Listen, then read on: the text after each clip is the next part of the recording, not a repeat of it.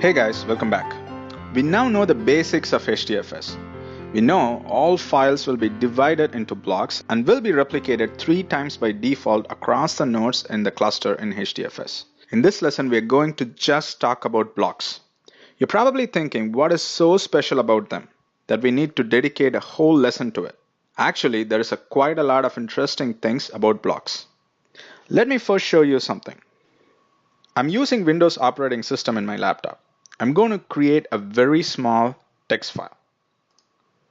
The text file, I'm going to name it as test.txt. And then I'm going to add just one word into the text file.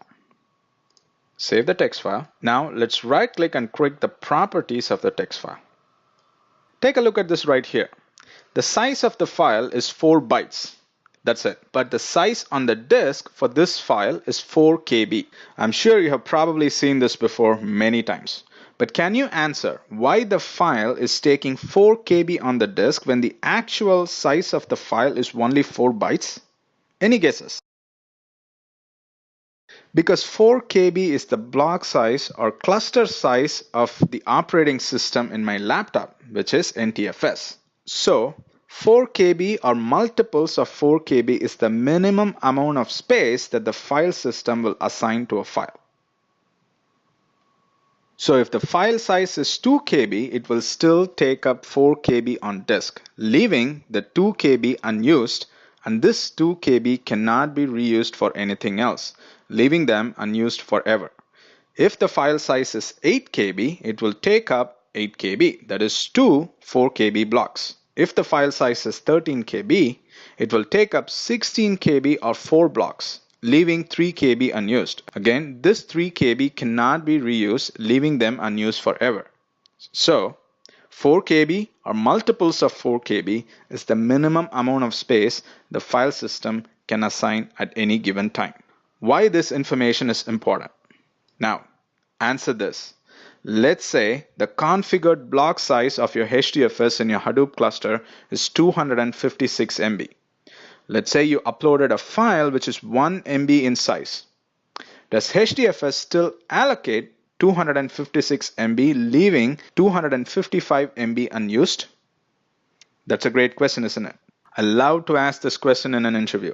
Most of the time, I get correct answer to this question. However, I don't get a good answer for the follow-up question that I ask right after this question. Before we go to the follow-up question, what do you think is the answer? Do you think HDFS will allocate 256 MB to store a 1 MB file, leaving 255 MB unused? The answer is no. That would be a lot of space wasted.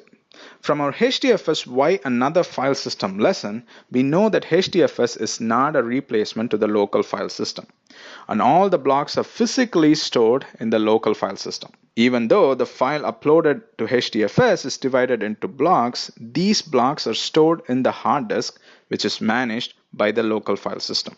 Which means, in the hard disk, the file will be stored as per the block size of the local file system. So if you have a cluster in which the local file system is ext4, for instance, and with a block size of 4 KB, to store a 1 MB file, which is 1024 KB, you would need 256 4 KB blocks, which is exactly 1 MB, to store the file in ext4.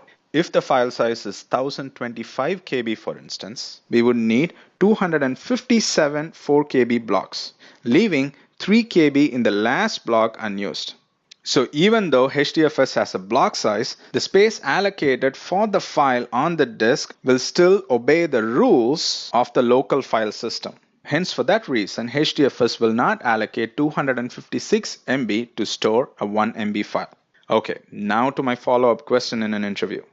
If the blocks are stored by underlying local file system anyway, why are HDFS block size so huge, like 128 MB or 256 MB as compared to 4 KB of block size in the local file system?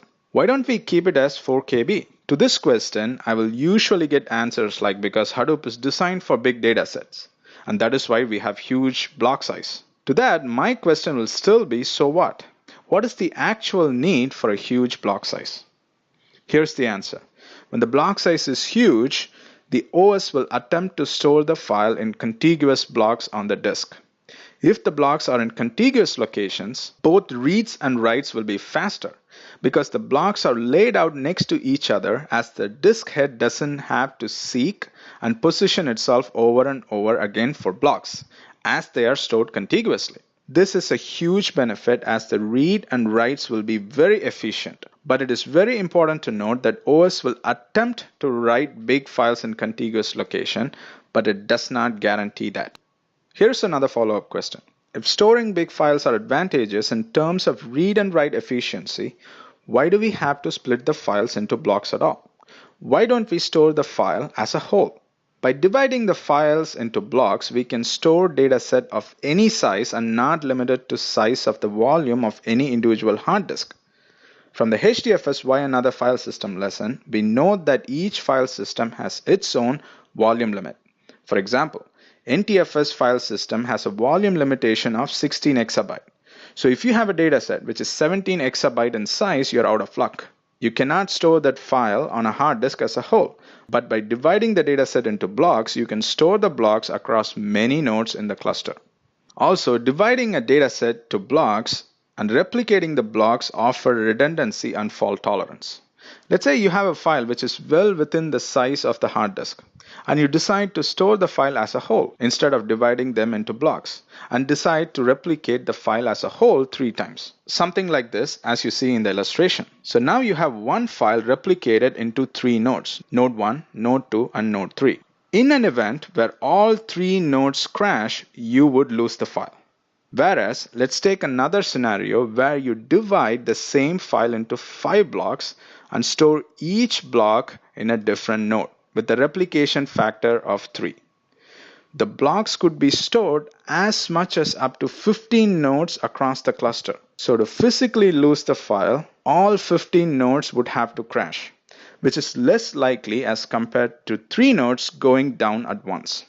So to summarize, in this lesson, we understood why dividing files into blocks is beneficial. Also, we understand the difference between the blocks in the local file system and HDFS, and the advantage of having huge block size as opposed to a smaller block size.